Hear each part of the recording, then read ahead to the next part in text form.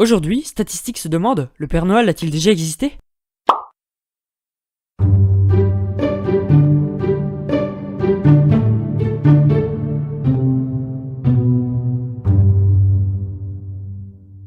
Il y a environ 2 milliards d'enfants dans le monde. On obtient ce nombre en se limitant aux personnes âgées de moins de 18 ans. Puisque le Père Noël ne s'occupe pas des enfants musulmans, hindous, juifs et bouddhistes, cela réduit la charge de travail à 15% du total. En fait, 378 millions selon le bureau de recensement de la population mondiale. Avec une moyenne de 3,5 enfants par foyer, cela nous donne à peu près 91,8 millions de foyers. Bien entendu, on suppose aussi qu'il y a au minimum un enfant sage dans chaque maison. La plupart des enfants recevant des cadeaux, les standards de sagesse du vieil homme ne sont manifestement pas bien hauts. Le Père Noël a au moins 31 heures de travail pendant la nuit de Noël, à cause des différents fuseaux horaires et de la rotation de la Terre, et en supposant qu'il voyage d'est en ouest, ce qui paraît tout de même logique. Cela nous amène à 822,6 visites par seconde. C'est-à-dire que pour chaque foyer chrétien avec des enfants sages, le Père Noël dispose d'un peu plus d'1 millième de seconde pour se garer, sauter hors du traîneau, dégringoler par la cheminée, remplir les chaussettes de jouets, placer le reste des cadeaux sous le sapin, manger les quelques restes du repas qui traînent, remonter dans la cheminée, remonter dans le traîneau et passer à la maison suivante. En supposant que chacun de ces 91,8 millions d'arrêts sont équitablement répartis sur la surface du globe, ce qui bien entendu est complètement faux comme nous le savons, mais que nous admettrons comme d'habitude dans l'intérêt de nos calculs. En le supposant donc, nous sommes maintenant à une maison tous les 1,26 km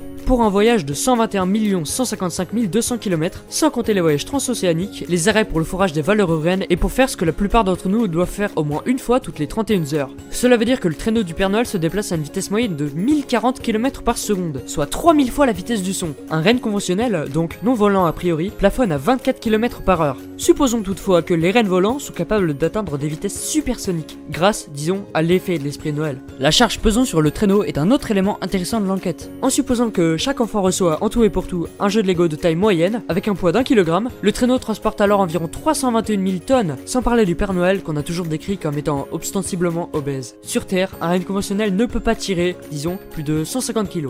Même en supposant qu'un renne volant, s'il en existe, puisse tirer 10 fois la charge normale, on n'arrive pas au résultat avec 8 ou 9 d'entre eux. Non, il en faudrait en fait 252 000. Un renne pesant en moyenne 75 kg, on arrive à une charge totale de 396 000 tonnes.